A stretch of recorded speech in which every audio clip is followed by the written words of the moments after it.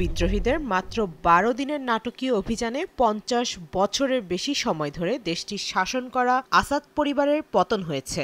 রবিবার বিদ্রোহীরা দামেস্ক দখলের ঘোষণা দেয়। তখন থেকেই টানা ২ যুগের বেশি সময় প্রেসিডেন্ট থাকা বাশার আল আসাদের পরিণতি ও অবস্থান নিয়ে নানা কথা শোনা যাচ্ছে। কিন্তু আসলেই তিনি কোথায় আছেন? তিনি কি বেঁচে আছেন, না উড়োজাহাজ বিধ্বস্ত হয়ে নিহত হয়েছেন?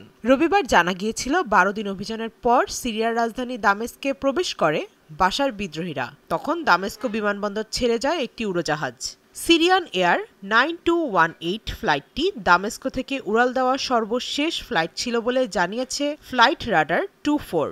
দামেস্ক থেকে উড়োজাহাজটি প্রথমে সিরিয়ার উপকূলীয় অঞ্চলের দিকে উড়ে যায়। সেখান থেকে পরে আবার উল্টো পথে যাওয়া শুরু করে। কয়েক মিনিট পর সেটি রাডার থেকে অদৃশ্য হয়ে যায়। তারপরই উড়োজাহাজটি বিদ্রোহীরা ভূপাতিত করেছে বলে খবর আসতে শুরু করে। ওয়ালটনের পণ্য কিনে জিতে নিতে পারেন নগদ ২০ লক্ষ টাকা। Double million offer! Walton fridge কিনে পেতে পারেন ২০ লক্ষ টাকা। রয়েছে কোটি কোটি টাকার নিশ্চিত উপহার।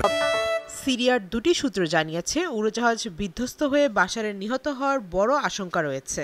উড়োজাহাজটি রাডার থেকে অদৃশ্য হয়ে যাওয়া সেই ইঙ্গিতই দেয়। তবে আজ ৯ ডিসেম্বর বার্তা সংস্থা রয়টার্সের এক প্রতিবেদনে বলা হয়, সিরিয়া থেকে পালিয়ে রাশিয়ায় আশ্রয় নিয়েছেন বাশার আল আসাদ।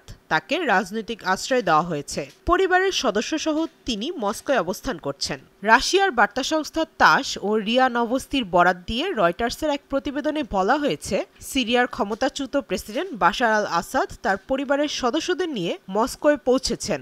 মানবিক দিক বিবেচনা করে রাশিয়া তাদের রাজনৈতিক আশ্রয় দিয়েছে। তবে আসাদের অনুপস্থিতি নিয়ে বিশ্বজুড়ে প্রশ্ন রয়েছে। দেশ ছেড়ে পালিয়ে শেষ পর্যন্ত কোথায় আশ্রয় পেয়েছেন সিরিয়াকে ৫ দশক ধরে শাসন করা এই আসাদ পরিবার, তা নিয়ে বিভিন্ন খবর প্রচার হলেও নিশ্চিত হওয়া যায়নি কিছুই। বাশার আল আসাদের পদত্যাগ সিরিয়ার ইতিহাসে একটি যুগান্তকারী ঘটনা। ২০১১ সালে আরব বসন্তের সময় বাশার বিরোধী বিক্ষোভ শুরু হয়। ধীরে ধীরে তা রক্তক্ষয়ী গৃহযুদ্ধে রূপ নেয়। তবে ঘনিষ্ঠ মিত্র রাশিয়া ও ইরানের সর্বাত্মক সমর্থনই টিকিয়ে রেখেছিল বাশারকে। তার পতনের পর দেশটির নিয়ন্ত্রণ এখন বিদ্রোহীদের হাতে। এ খবরে সাধারণ মানুষ রাজপথে নেমে উল্লাস করেছেন। প্রেসিডেন্টের প্রাসাদে ঢুকে লুটপাটও চালিয়েছেন অনেকে। দামেস্ক থেকে এএফপি প্রতিনিধি জানিয়েছেন, বাশার আল আসাদের পতনের পর রাজধানী দামেস্কে অবস্থিত প্রেসিডেন্টের ৬ তলা বাসভবনে ঢুকে পড়েন সাধারণ জনতা। তাদের মধ্যে নারী, শিশু ও পুরুষও ছিলেন। অনেককে সেখান থেকে জিনিসপত্র নিয়ে যেতে দেখা গেছে। বিভিন্ন কক্ষ